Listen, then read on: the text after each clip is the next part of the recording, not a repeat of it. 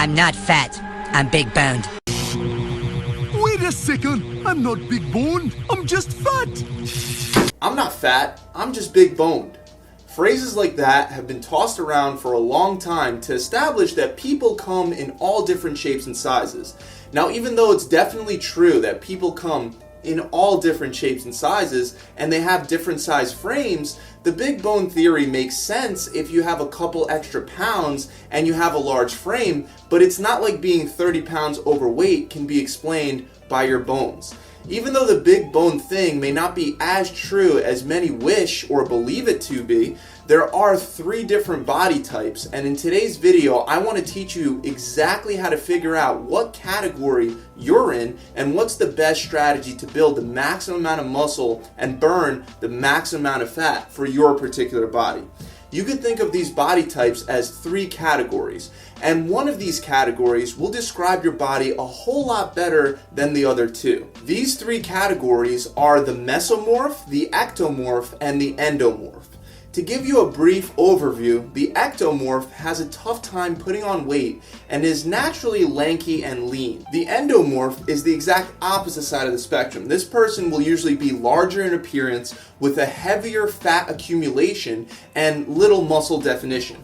They find it hard to drop the weight even though they might have already tried several diet programs or workout plans. Then last but not least, we have the mesomorph, which is considered the ideal body type for bodybuilding aesthetics. This is the person that is naturally muscular and can build muscle fairly easily while still staying lean. Even though the mesomorph body type is what most people want, there are plenty of endomorphs and ectomorphs that have made amazing, remarkable transformations. And I'm going to give you the tips that you need for your exact body type, also referred to as your somatotype. I want to start first with the ectomorph because that's the one that most people trying to lose weight wish they were. Here are some easy features you can look for to identify if you're an actual real ectomorph. An ectomorph normally has thin, lean, lanky type of muscles and physique. Usually they have long, thin limbs with stringy muscles. It's very easy for ectomorphs to lose weight and stay skinny year-round. However, it's also super difficult for ectomorphs to gain muscle mass or any kind of weight for that matter. If you're a true ectomorph, you click this video most likely because you're looking for a method to build more muscle or to tone up, which for you would be building more muscle, since you probably already are super lean. Ectomorphs are also referred to as hardgainers, and they have this nickname obviously because it's so difficult for them to pack on muscle. To summarize, in order to identify if you're an ectomorph, check for a flat chest, small shoulders, a stereotypical fast metabolism, lanky limbs, and if you have a hard time gaining weight. Good examples of ectomorphs are Brad Pitt and Kate Moss. If you're an ectomorph trying to gain muscle, the best tips for you are number 1, you have to make sure that you're going heavy in all of your exercises. I want you to take long breaks and lift the heaviest weight load you can lift for 5 to 8 reps of mostly compound exercises. And then always look for ways to get that weight up higher. Also, you should be eating a very high calorie diet. Like, I'm talking about forcing food down, and at least 60% of your calories should be coming from carbohydrates. The carbs will help you stay in an anabolic mode. Which reminds me, in order to stay in a muscle building mode, ectomorphs should do everything they can to stay away from cardio altogether. You do not need to be burning any extra calories as an ectomorph. If you're more of an endomorph, definitely don't take that advice. You'll need an entirely different approach. For identification purposes, an endomorph will have a substantial amount of body fat, a large appetite, trouble dropping weight, a larger frame, and a low amount of muscle definition because the muscle is covered by a layer of fat. Think of Jack Black and Queen Latifah. Those would be considered true endomorphs. For endomorphs, the training advice about trying to lift heavy remains the same, except you would want to incorporate as much cardio as possible, unlike the ectomorphs. High intensity interval training would be a great addition to your workout because by doing that with weight training, your cardio is included. The endomorph diet is where there are major differences. First of all, you wouldn't want to keep your calories high.